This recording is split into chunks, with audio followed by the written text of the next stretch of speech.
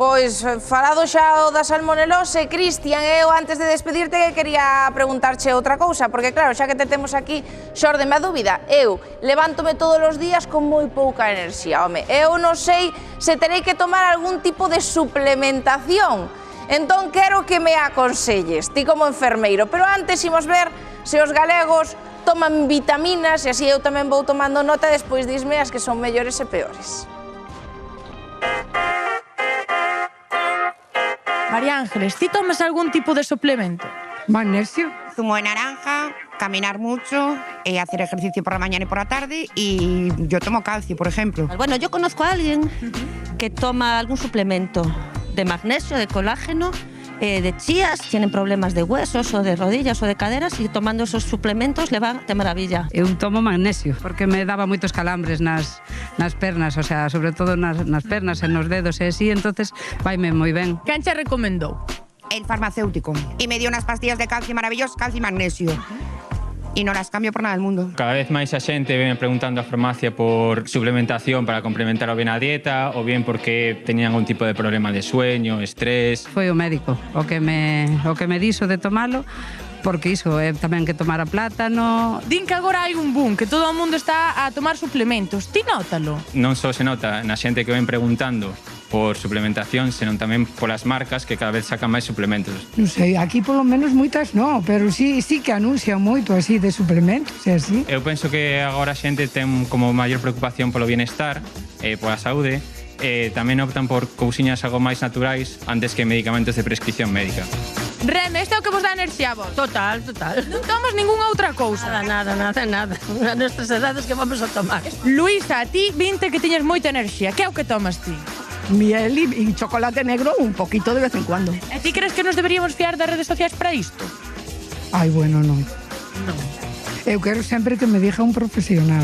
Moitos influencers e deportistas tamén teñen marcas ou son embaixadores de marcas de suplementación e iso fai que a xente entre, digamos, en contacto cos suplementos. Nunca che dixo o médico, pois era ben complementar con isto? Mi erro cuando era joven, ahora ya non me pasa eso.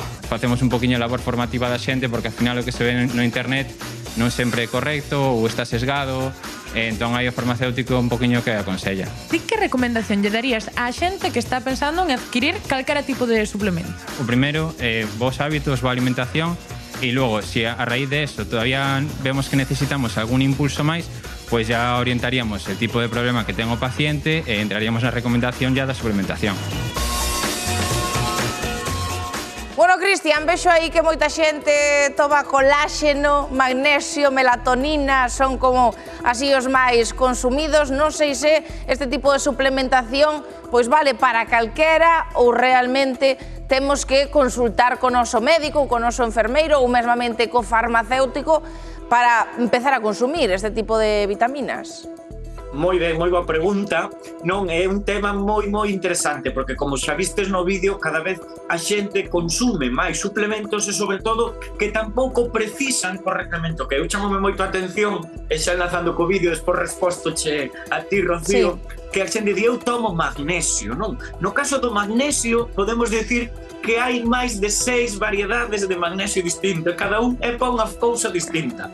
Entón é moi importante precisar ben. En canto a tomar suplementación ou non, e voltando á pregunta que nos facías, teño que decir que como bo galego depende, non? Todo vai depender da idade na que estemos, non? No momento vital, no embarazo, na infancia, se temos algunha enfermidade crónica, é dicir, todo na situación na que estemos. Se practicamos algún deporte intenso que precisemos un aporte extra, pero sempre, todo, en cada momento que sexa, ten que ir acompañado sempre de unha valoración, en primer lugar, nutricional, e, sobre todo, dun control analítico para ver se realmente temos algún déficit desa vitamina ou dese mineral que claro, teñamos. Cristian, pero isto non pasa, vale? quero dicir. Non temos que isto non pasa, suplementar de per se, nem por facelo directamente. Non sei se me escoitas, Cristian, que estou dicindo é moi doado acceder a todo este tipo de sustancias, este tipo de vitaminas, falamos de que fai falta unha supervisión médica, pero realmente podemos conseguilas en calquera parte.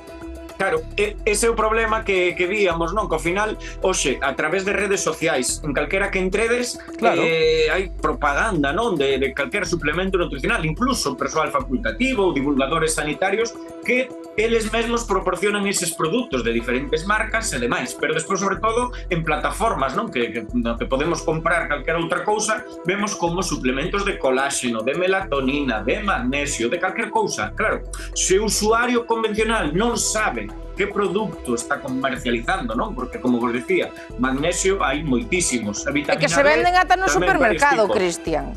Perdón, Rocío, que non te escoitaba. Que se venden ata no supermercado algúns desos complementos. Sí, cando pasamos por a zoa incluso dos champús e demais, nesa zona pois hai vitaminas para a saúde capilar, hai os ácidos omega 3, moi común, a verdade. Entonces, bueno, sí que moito ollo sempre con asesoramento médico, do enfermeiro, como falabas, ou incluso do farmacéutico, vale? E moito ollo onde se mercan estes suplementos, porque a parte do que é o propio suplemento poden traer a maiores pois metais pesados na súa composición que poden ser tóxicos e moi perxudiciais para o noso organismo.